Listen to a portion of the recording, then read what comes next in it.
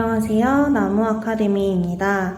저희는 내신 및 모의고사 대비 국어학습 자료를 제공하고 있는 문제은행 사이트입니다.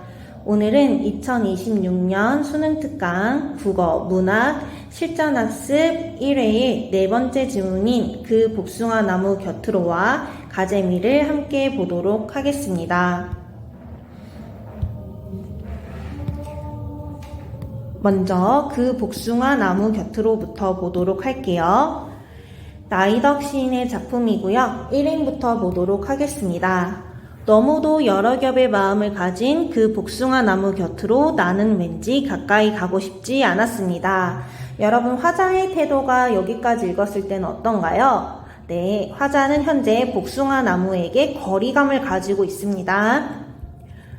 흰 꽃과 분홍 꽃을 나란히 피우고 서 있는 그 나무는 그 나무는 복숭아 나무를 말하는 거겠죠. 아마 사람이 앉지 못할 그늘을 가졌을 거라고 멀리로만 지나쳤을 뿐입니다. 자, 화자는 지금 복숭아 나무한테 거리감을 가지고 그 복숭아 나무가 사람이 앉지 못할 그늘을 가졌다고 혼자 생각을 해서 그냥 지나쳤을 뿐이래요. 자, 여러분들은 이 시를 다 감상하셨을 텐데요. 여기서 이 시의 그늘의 의미를 묻는 문제가 출제될 수 있습니다. 그늘은 무엇을 의미하나요? 네, 화자가 복숭아 나무에게 가지고 있는 선입견과 편견을 의미합니다.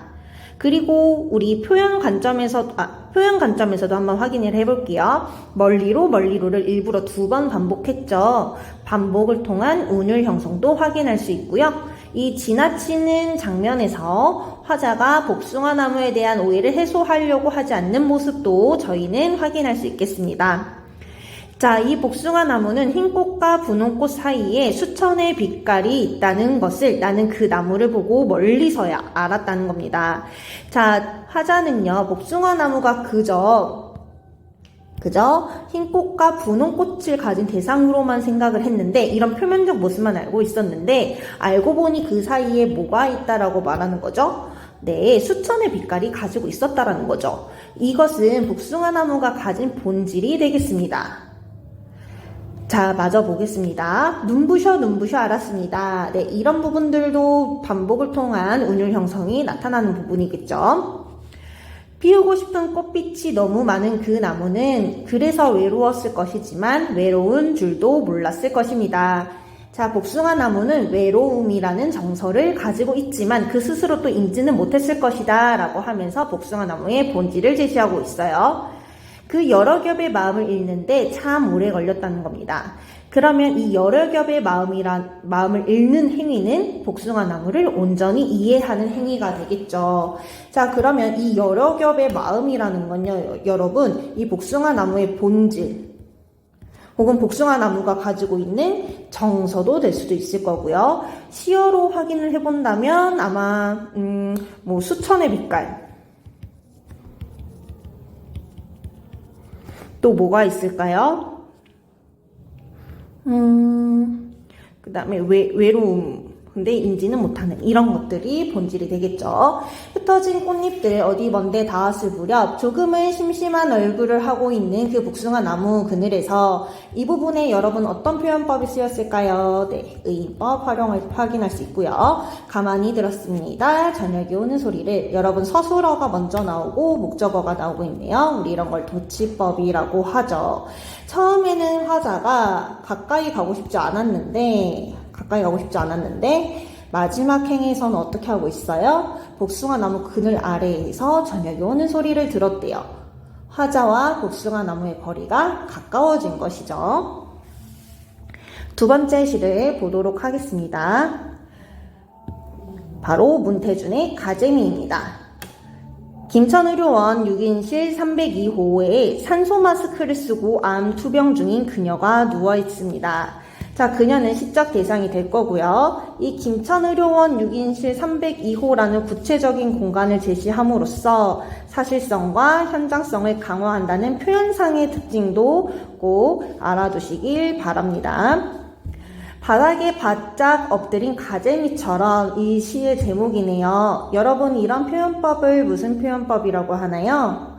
네, 지급법이죠. 그녀가 투병을 하면서 힘없이 누워있는 모습을 가재미에 지금 비유하고 있는 겁니다. 나는, 자, 화자가 겉으로 드러나고 있네요. 나는 그녀의 옆에 나란히 한 마리 가재미로 눕는다. 그녀 옆에 가까이 다가간 것이죠. 가재미가 가재미에게, 화자가 그녀에게 눈길을 건네자 그녀가 울컥 눈물을 쏟아낸다. 얼마나 아프고 서럽겠어요. 그쵸? 한쪽 눈이 다른 한쪽 눈으로 옮아붙은 야윈 그녀가 온다. 그녀는 죽음만을 보고 있고, 죽음에 가까운 상황인가 봐요. 나는 그녀가 살아온 파랑 같은 날들을 보고 있다. 과거를 떠올린다라는 거죠. 좌우를 흔들며 살던 그녀의 물속 삶을 나는 떠올린다. 과거의 그녀는 건강했다. 이거를 이렇게 흔든다. 물속 삶 이렇게 표현을 했네요. 그녀의 오솔길이며 그 길에 돋아나던 대낮의 뻐꾸기 소리며 가늘은 국수를 삶던 저녁이며 흑담조차 없었던, 근데 좀 힘들게 살았네요. 그쵸? 그녀의 누대 가게를 떠올린다. 두 다리는 서서히 멀어져 가랑이지고 점점 말라가는 거죠, 여러분. 말라가니까 다리가 점점 멀어지는 겁니다. 폭설을 견디지 못하는 나뭇가지처럼 등뼈가 구부정해지던 그 겨울 어느 날을 생각한다. 그녀의 숨소리가 느릅나무 껍질처럼 점점 거칠어진다. 나는 그녀가 죽음 바깥의 세상을 이제 볼 수 없다는 것을 안다. 한쪽 눈이 다른 쪽 눈으로 캄캄하게 쓸려버렸다는 것을 안다. 되게 절망감이 드러나요. 나는 다만 좌우를 흔들며 헤엄쳐가 그녀의 물속에 나란히 눕는다. 여러분, 이 부분이 너무 중요합니다. 화자는 왜 그녀의 옆에 나란히 누울까요? 공감해주기 위해서요. 산소 호흡기로 들이마신 물을 마른 내 몸 위에 그녀가 가만히 적셔준다. 자, 눈물이 될 수도 있고요. 그녀가 나에게 보여주는 고마움, 애정 표현, 교감으로 해석이 가능하겠네요. 그러면 한번 보도록 하겠습니다. 조금 더 살펴볼게요. 가시의 주제는 무엇일까요? 여러분, 자, 우리 핵심 정리 주제 한번 봅시다.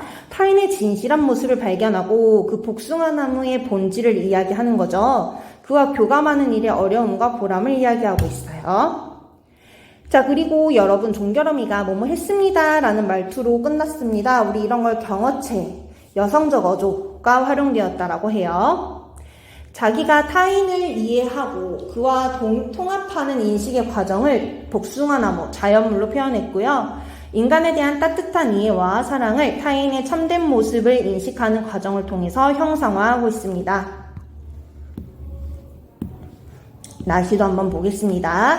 이 시는 회상적이고 비유적이고 연민적, 그녀에 대한 연민이겠죠. 그런 성격이 강하게 나타나고요. 암투병 중인 가족에 대한 따스한 연민이 드러납니다. 가족애를 바탕으로 한 공동체의식, 혹은 휴머니즘도 나타나고요. 가재미, 가치 같은 다양한 비유를 활용해서 대상의 모습을 효과적으로 표현하고 있습니다. 또한 눕는다, 이런 는다 이런 표현들 있잖아요. 현재형 어미를 사용해서 지금 시제를 드러내고 있고요. 마지막 부분에서 화자가 그녀 옆에 나란히 눕듯이 화자와 그녀 간의 물리적 거리감과 정서적 거리감이 가까워진다는 것도 확인할 수 있겠습니다. 그러면 저희는 문제를 한번 풀어보도록 할게요. 공통문제를 한번 풀어보면 좋을 것 같아요. 저희 22번 풀어보도록 하겠습니다. 이걸 풀어볼게요. 가와나에 대한 설명으로 적절한 것은, 학생 여러분들은 문제를 잠시 멈추시고 문제를 스스로 풀어보세요.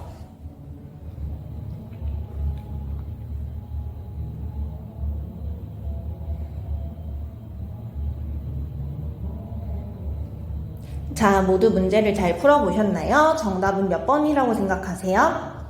4번입니다. 가는 여운을 형성하는 문학적 기법이 사용되었고, 이거 뭐 말하는 거죠, 여러분? 도치법이에요. 이 문장 순서를 바꾸면 괜히 아련한 느낌을 줍니다. 이 아련한 느낌을 여운을 형성한다라고 제시하고 있는 거예요. 그 다음에 나는 시적 대상의 삶의 궤적을 자연물로 표현하고 있다. 자, 여기서 시적 대상, 그녀죠. 그녀의 삶의 궤적을 뭘로 표현했었나요? 오솔길, 뻐꾸기 소리 이런 것들로 표현했었죠. 네, 맞는 설명입니다. 가재미와 그 복숭아나무 곁으로에 대한 더 많은 문제는 저희 나무 아카데미를 확인해 주시기 바랍니다. 오늘도 영상 시청해 주셔서 감사합니다.